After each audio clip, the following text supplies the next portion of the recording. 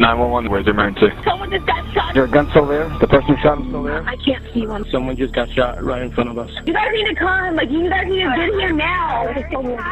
In 2020, as COVID-19 spread around the world, a different kind of epidemic was sweeping across America. Anybody know who did the shooting? Does anyone see anything? No.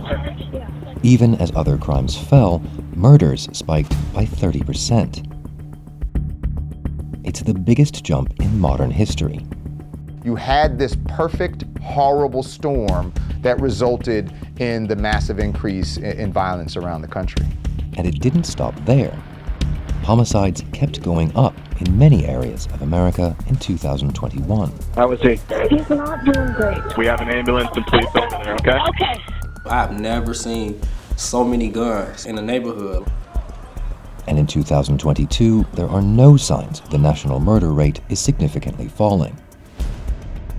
So what's behind the huge surge in violence? And what can America do to avoid this becoming the new normal?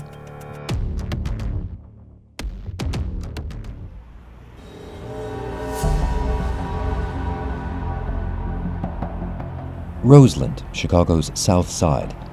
A few days ago, there was a shooting here. Retaliation could be on the way. They know that we coming, they know why we coming. Got the whole group out there, they getting everybody rallied up. We see guys standing out on the streets, we gonna engage with them. And they know that I know that they did something. Terrence Henderson isn't here to take sides. He's here to stop the bloodshed before it escalates. He's an outreach worker from Chicago CRED, one of the city's many violence interruption organizations. Groups like this attempt to prevent shootings without relying on police. It's a model that's being implemented across America. We just know that it's going to be more shootings that happen if we don't step in and intervene. When a shooting does take place, violence interrupters race to the scene to try to calm the situation down. We had guys in the front, we got guys in the back. We watching for cuts and through the alleyways, and then we always have a guy that's trailing, just to make sure that if we have to get some guys out this area quickly, that it's able to happen real fast. Our singular mission is, first and foremost, to reduce gun violence and assess the most at risk to shoot or be shot individuals in these high crime areas.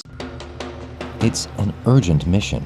Although Chicago has a reputation as a violence hotspot, it's actually fairly typical for America. Murder rates are above pre-pandemic levels across the country. The spike in killings has undone almost 3 decades of progress, in which homicide rates declined in America. Some cities, like Philadelphia, are now experiencing murder rates not seen since the 1990s. Even in New York, one of America's safest cities, murders rose by 47%. The worry is, rises like this could become the new baseline nationwide. It's kind of like trying to put the genie back in the bottle once it is out. Sociologists call murder rates sticky. Once they're up, it's hard to bring them back down. Something outreach workers like Terrence have seen firsthand. When it comes down to the violence in the neighborhoods, one incident will definitely spiral into multiple incidents. And it's going to always be retaliatory actions. His experience is personal as well as professional. Like many violence interrupters, Terrence was once involved in a criminal lifestyle. That past helps him step in and diffuse potential violence. The way that we move as outreach workers is similar to how we move when we was in our criminal lifestyle, just without the crime. Terrence spends his time reaching out to those most at risk of being involved in gun violence. Well, I have absolutely done a lot of the things that they've done. The best outreach workers come from that lifestyle. What y'all doing? We out here promoting peace. All right, that works. I don't want anyone to feel the way that I felt for years. One of the program's newest participants is Wesley. I was losing so many people around me at a young age. I lost about 5 to 6 people in my life. Mostly the gang violence.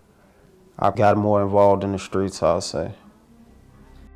In this kind of environment, violence interruption organizations are crucial, offering services like life coaching to help young men control their anger. Using these tools help you develop more tools in real time on how to get yourself out of situations. But the spread of COVID-19 only made things harder. The local tensions that Wesley experienced were exacerbated by the lockdowns. Some people weren't surviving during the pandemic. It was hard for them to figure out what they were gonna do, how they were gonna eat, pay rent, do this. So it was like every man for themselves. Ain't no clubs open, ain't no activities going on outside. So you had a lot of guys that was building in frustration, and a lot of violence definitely escalated from that. Many services, including violent interruption work, had to stop or go online, often leaving those at risk of being involved in gun violence with nowhere to turn. But the murder spike is a problem that goes far beyond Chicago's South Side. What was quite remarkable was that it was in cities and towns and suburbs and rural areas across the country. People of all races were affected, but due to long-standing inequalities, black communities bore the brunt of the problem. These issues don't just exist in America. Many countries have deep-rooted disparities in their cities, as well as left-behind rural areas. And much of the world implemented lockdowns. Yet almost nowhere else experienced a sharp spike in its murder rate like America did. In some countries, the rate actually declined. So what is it about America that could have contributed to the rise? One factor is guns. America has more of them than any other country. Guns even outnumber people. And during the pandemic, sales soared. People went to gun stores and went to the internet and started ordering and purchasing guns at about the highest rate in history. And more guns tends to mean more murders. There's been a number of studies actually in the last 2 years that really prove that the increase in sales of guns and the availability of guns directly correspond to the increase in gun violence. Guns were used in almost 80% of America's murders in 2020, the highest percentage since at least 1968. I've never seen so many guns in the neighborhood like how I see them today. So it's all kind of different military style weapons that's out here. Gun carrying in Chicago increased by a massive 110% in 2020, despite the state of Illinois having some of the country's strictest firearm laws. Carrying a gun is almost second nature out here where we stay. Everybody's carrying a gun in the city. But I feel, personally, 60-70% of people are carrying guns for their protection. Nobody's just walking around with a gun because it looks cool. The pandemic made people scared, so there's a run on guns. 2020 was a scary year for America, and it wasn't just due to the pandemic.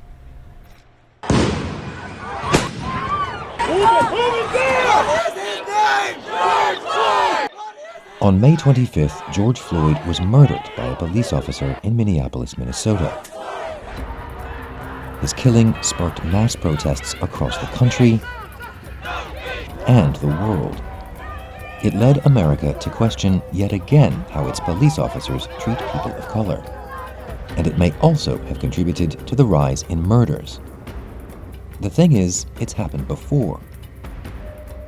Last time there was a murder spike was in 2015. That year saw high-profile protests after police killings of black men, including Michael Brown in Ferguson, Missouri. There is growing outrage tonight after an unarmed African-American teenager was shot and killed by police in the St. Louis suburb of Ferguson, Missouri.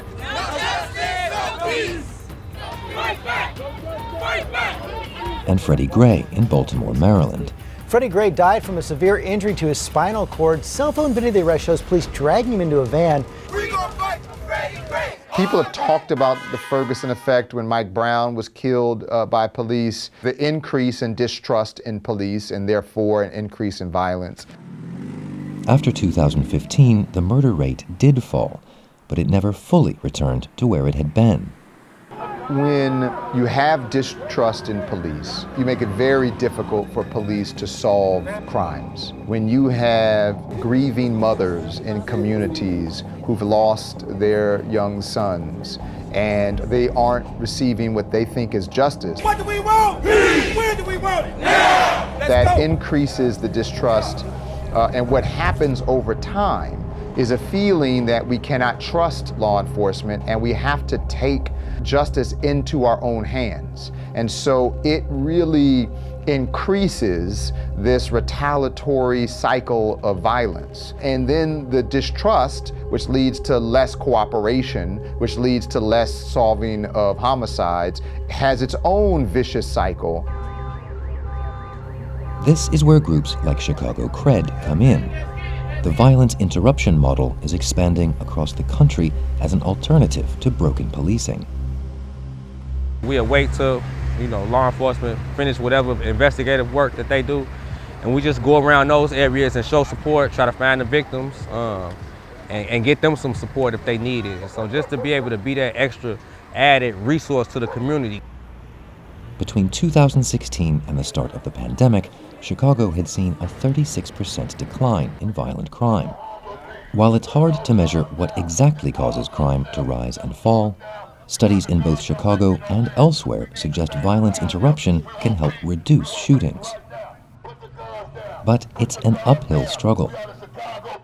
As soon as Terrence gets back to the office, there are reports of more shots fired. All right, Wally, I just got a couple calls and some hits on a possible incident. If it didn't happen and police ain't there, then I make the call to the clearance for us to go through and do a shoot response. Say that. They may sometimes beat law enforcement to the scene of shootings, but violence interrupters aren't meant to be a replacement. Despite losing a lot of trust, the police will always play a vital role in public safety. Yet to get the murder spike back down, America may want to reevaluate how it enforces the law. Police departments have to make a real effort at improving, increasing, regaining the trust of the community. There must be an acknowledgement that the trust is broken. The police are supposed to be able to know their beats, walk their beats, and know stakeholders, and be able to converse with them and get intel from them, because that's how it used to be. That's what we're missing right now. I'm not resisting. Let go of me. Change may be needed, but the surge in murders has rattled lawmakers across the country.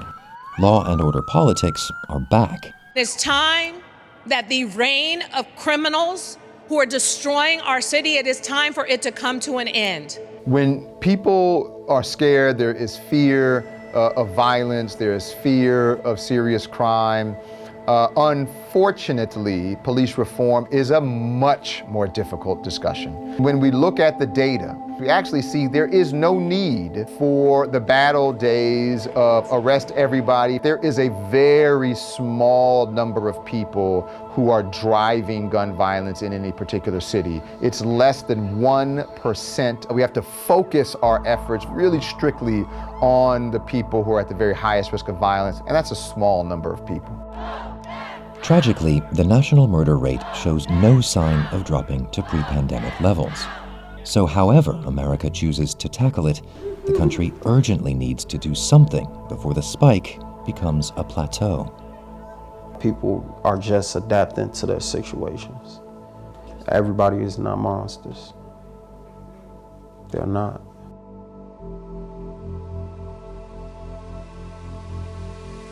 I'm Daniel Knowles, the Economist Midwest correspondent. To read my special report on violent crime in America, click the link.